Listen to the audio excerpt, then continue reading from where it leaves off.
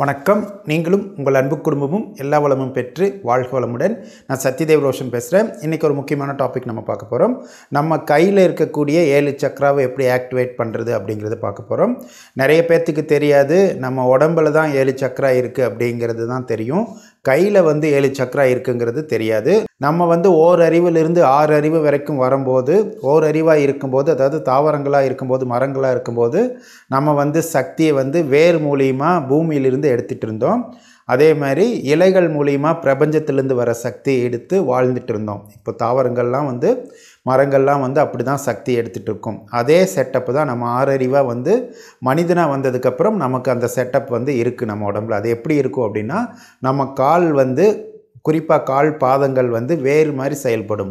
அது பூமியிலிருந்து வர சக்தியெல்லாம் ஈர்த்துட்ருக்கும். ஈர்த்து நம்ம மூலாதார சக்கராவுக்கு கொடுத்துட்ருக்கோம்.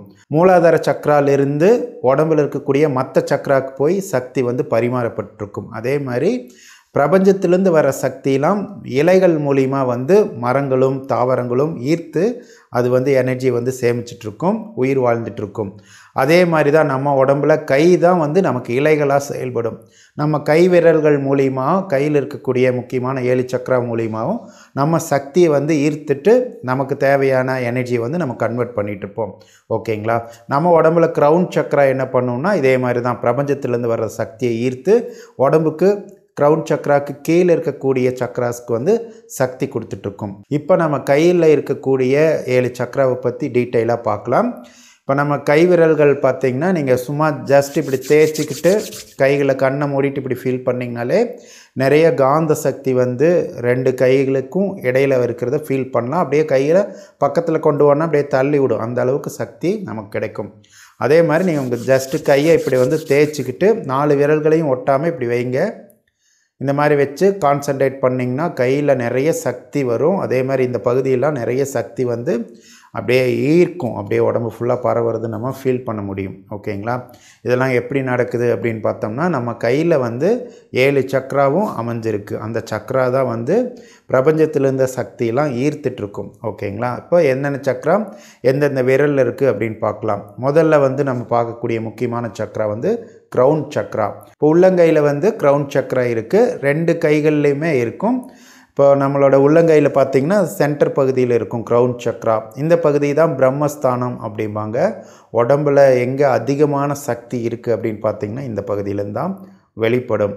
அடுத்தது பார்த்திங்கன்னா மணிக்கட்டில் மூலாதார சக்கரா இருக்குது. மணிக்கட்டு பகுதியில் இந்த பகுதியில் பார்த்திங்கன்னா மூலாதார சக்கரா, இதை ரூட் சக்கரா அப்படின்னு சொல்லுவாங்க. இப்போ அடுத்தது சுவாதிஷ்டான சக்கரா. சுவாதிஷ்டான சக்கராவை சேக்ரல் சக்கரா அப்படிம்பாங்க. அது எங்கே இருக்குது அப்படின்னா பெருவிரலோட முனைப்பகுதியில் இருக்குது. இந்த பகுதியில் நீர் சக்கரான்னு சொல்லக்கூடிய சுவாதிஷ்டான சக்கரா இருக்குது. அதுக்கு அடுத்தது மணிப்பூர சக்கரா எங்கே இருக்குன்னா நம்மளோட நடுவிரலில் இருக்குது. நடுவிரலை சனி விரல் அப்படின்னு சொல்லுவாங்க. இந்த விரலில் மணிப்பூரக சக்கரா, இது சோலார் பிளக்ஸஸ் அப்படின்னு சொல்லுவாங்க. ஓகேங்களா? அடுத்தது ஹார்ட் சக்கரா எங்கே இருக்குது அப்படின்னு பார்த்தோம்னா நம்மளோட சுண்டு விரலில் தான் ஹார்ட் சக்கரா இருக்குது. அடுத்தது ஹார்ட் சக்கராவுக்கு அடுத்த சக்கரா என்னது? விசுக்தி சக்கரா. விசுக்தி சக்கரா ஆள்காட்டி விரலில் இருக்குது. இந்த பகுதியில் இருக்குது. ஆள்காட்டி விரலில் தான் விசுக்தி சக்கரா இருக்குது.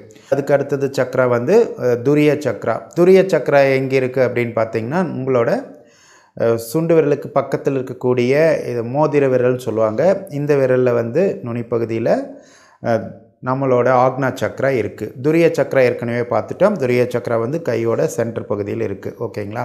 இப்போ இந்த 7 சக்கராவும் 7 விதமான தன்மைகளை நமக்கு கொடுத்துட்ருக்கு. 5 சக்கரா நமக்கு பஞ்சபூத சக்தியை கன்வெர்ட் பண்ணுறதுக்கு உதவி செய்யும். அடுத்தது நம்ம அந்த கைவிரல்களில் இருக்கக்கூடிய அந்த சக்கராவோட வேலை என்ன அப்படின்னா, இடது கையில் இருக்கக்கூடிய சக்கராஸ் எல்லாம் கிளாக் வைஸில் சுற்றக்கூடிய தன்மை வாய்ந்தது. அதே மாதிரி பிரபஞ்ச சக்தியை ஈர்த்து நமக்கு கொடுக்கக்கூடிய தன்மை வாய்ந்தது. வலது கையில் இருக்கக்கூடிய சக்கராஸ் எல்லாம் நம்ம கிட்டேருந்து சக்தியை வெளிப்படுத்தக்கூடியது. அதாவது நம்ம உடம்புலேருந்து சக்தி வெளியில் போய் மற்ற பொருட்களோட கலந்து அதை ஈர்க்கக்கூடிய தன்மை வாய்ந்தது. அதை வசியப்படுத்தக்கூடிய தன்மை வாய்ந்தது. அதாவது வலது கையில் இருக்கக்கூடியது. இது எப்படின்னா, நீங்கள் இடது கை பழக்கம் இருந்தீங்கன்னா உங்களுக்கு இடது கை தான் வந்து சக்தியை வெளிப்படுத்தக்கூடியதாக இருக்கும், வலது கை வந்து சக்தியை ஈர்க்கக்கூடியதாக இருக்கும். ஓகேங்களா? இது அவங்கவுங்க எந்த கையை வந்து அதிகமாக பயன்படுத்துகிறாங்களோ அந்தபடி தான் அவங்க உடம்புல இந்த ஆற்றல் மையங்கள் அமைஞ்சிருக்கும். இது வந்து எல்லாத்துக்குமே ஒரே மாதிரி இருக்காது. சரிங்களா? வலது கை பழக்கம் இருக்கிறவங்க தான் பெரும்பாலான ஆளுக அப்படிங்கிறனால நான் சொல்கிறேன்.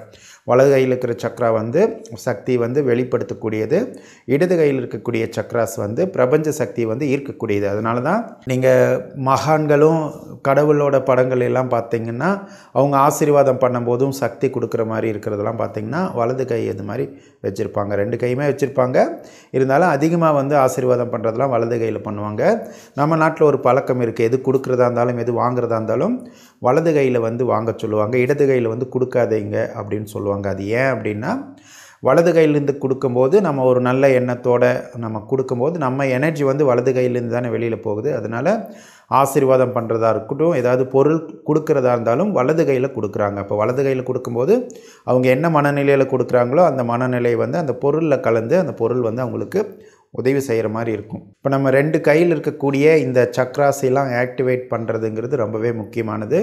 அப்படி ஆக்டிவேட் பண்ணி அந்த சக்ராஸ்லாம் நல்லா இயங்கிட்டு இருந்துச்சுன்னா தான் நமக்கு வந்து பிரபஞ்சத்திலிருந்து சக்தியை ஈர்க்கக்கூடிய தன்மை வரும். அதே மாதிரி மனிதர்கள் கூட நம்ம கலந்து வாழும்போது அவங்கள வந்து நம்ம கவர்ந்து இழுக்கக்கூடிய சக்தி வந்து நமக்கு கிடைக்கும். அதே மாதிரி கைராசின்னு சொல்லுவாங்கள்ல, அந்த கைராசி வந்து நமக்கு நல்லாயிருக்கும். நிறைய லேடிஸ்லாம் வந்து சமையல் செய்கிறதுல ரொம்ப எக்ஸ்பர்ட்டாக இருப்பாங்க. ரொம்ப எளிமையாக சமையல் செஞ்சால் கூட அற்புதமாக இருக்கும். அதுக்கெல்லாம் காரணம் அவங்க கையில் வந்து அந்த முக்கியமான சக்ராஸ்லாம் நல்லா அற்புதமாக இயங்கிட்டு இருக்கும். அப்போ கையில் வந்து இந்த சக்ராஸ்லாம் அற்புதமாக இயங்குச்சுன்னா அவங்க கைராசிக்காரராக இருப்பாங்க. அவங்க கையிலேருந்து நம்ம ஏதாவது பொருள் வாங்கினோம்னாலே நமக்கு வந்து அதிர்ஷ்டம் வரும். அவங்க கையால் ஏதாவது தொடங்கி வச்சோம்னா நமக்கு அதிர்ஷ்டம் வரும். சில பேர்லாம் சொல்லுவாங்க, காசு வாங்கிட்டு போவாங்க, சார் எனக்கு ஒரு 100 ரூபா கொடுங்க சார், 500 ரூபா கொடுங்க சார் அப்படின்னு சொல்லி வாங்கிட்டு போவாங்க. எதுக்கு அப்படின்னா நம்மக்கிட்டேருந்து வாங்கும்போது வந்து அந்த சக்தி வந்து அவங்களுக்கு அதிர்ஷ்டத்தை கொடுக்கக்கூடியதாக இருக்கும். அந்த மாதிரி நம்ம கைவிரல்கள் இருக்கக்கூடிய சக்ராசையெல்லாம் நம்ம ஆக்டிவேட் பண்ணோம்னாலே நமக்கு லக் வந்து க்ரியேட் பண்ண முடியும்.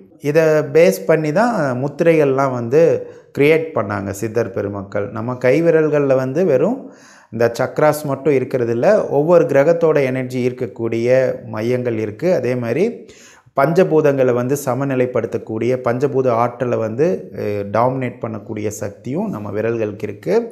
அது நிறைய தடவை சொல்லியிருந்தோம், இருந்தாலும் இந்த பதிவில் சொல்கிறது ரொம்ப முக்கியமானதாக இருக்கும்.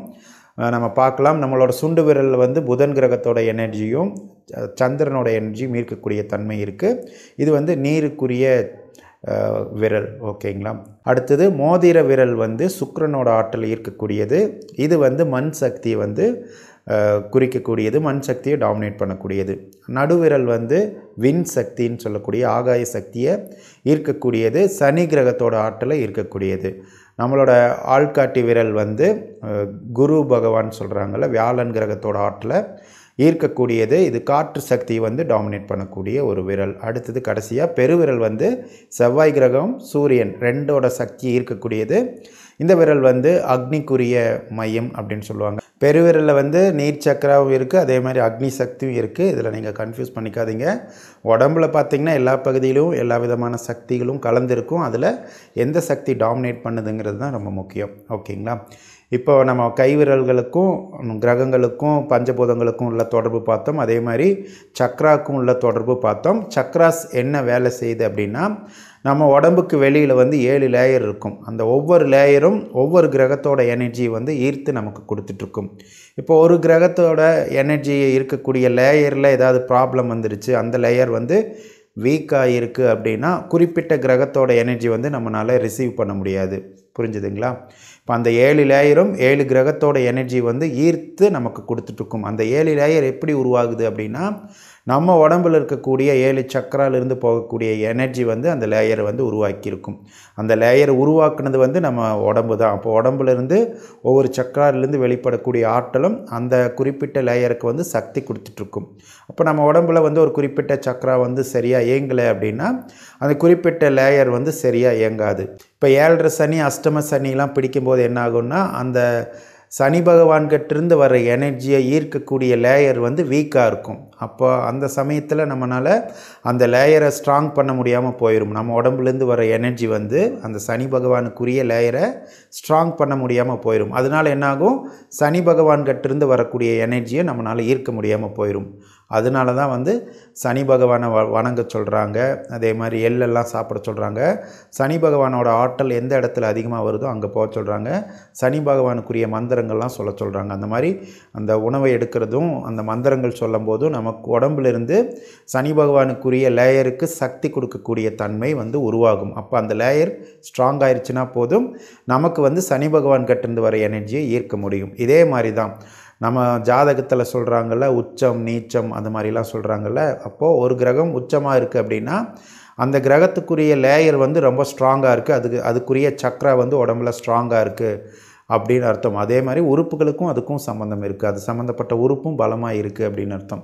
அப்போ அது உச்சம் இருக்குது அப்படின்னா அந்த கிரகத்திலேருந்து வர ஆற்றில் வந்து அந்த லேயர் வந்து நல்லா ஸ்ட்ராங்காக இழுத்துட்ருக்கும். செல்ஃபோன் மாதிரி தான், டவர் நிறைய கிடைக்குது, நல்லா கிடைக்குதுன்னு சொல்கிறாங்களே. இப்போ ஏர்டெல் யூஸ் பண்ணிகிட்ருக்காங்க அப்படின்னு வைங்க. அந்த ஏர்டெல் டவர் இல்லாத பக்கத்தில் போனோம்னா என்ன ஆகும், சரியாக கனெக்ஷன் கிடைக்காது, ஃபோன் பேச முடியாது. இதே கான்செப்ட் தான்.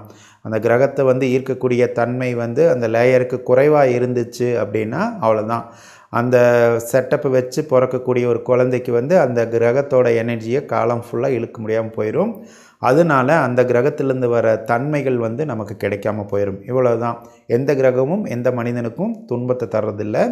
கிரகங்கள்லேருந்து வர எனர்ஜி வந்து எல்லாத்துக்கும் ஒரே மாதிரி தான் வந்துட்டுருக்கு. ஆளுக்கு மாறி வராது. இப்போ 3 பேர்த்துக்கு சனி பிடிச்சிருக்குன்னா அந்த 3 விதமான மனிதர்களுக்கு மட்டும் தேடி அந்த கிரகத்தோட ஆற்றல் போய் தாக்காது. இது வந்து லாஜிக்கே கிடையாது. அந்த கிரகத்தோட எனர்ஜி வந்து எல்லாத்துக்கும் ஒரே மாதிரி தான் வந்து எல்லா உயிரினங்கள் மேலேயும் படும்.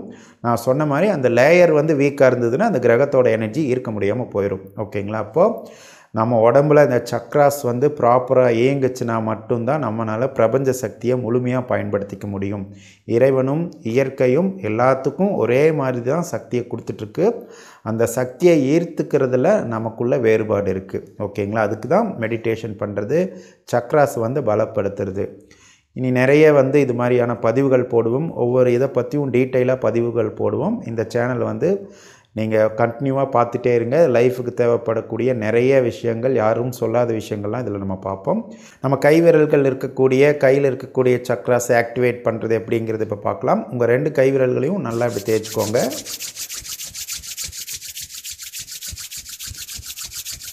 ரொம்ப அழுத்தி தேய்க்காதீங்க, லைட்டாக தேய்ச்சிங்கன்னா போதும். ஒரு 9 முறையிலேருந்து 27 முறை வரைக்கும் தேய்ங்க. சில பேரெல்லாம் ரொம்ப அழுத்தமாக தேய்ச்சி கையில் புண்ணே ஆக்கிக்குவாங்க. அந்த மாதிரிலாம் தேய்க்காதீங்க. நல்லா மென்மையாக வலிக்காத மாதிரி தேய்ங்க. தேய்ச்சி முடித்ததுக்கப்புறம் கண்களை மூடிக்கிட்டு கை விரல்களை வந்து இப்படி வச்சுக்கோங்க. ஒன்றுக்கு ஒன்று ஒட்டக்கூடாது, இப்படி இருக்கக்கூடாது. இப்படி வச்சுக்கிட்டு இந்த மாதிரி வச்சுக்கோங்க. வச்சுக்கிட்டு கண்களை மூடிக்கோங்க. கண்களை மூடிக்கிட்டு நல்லா கை விரல்களை வந்து கவனிங்க. கண்களை மூடிக்கிட்டு அப்படியே கை விரல்கள் மேலே கவனத்தை வைங்க.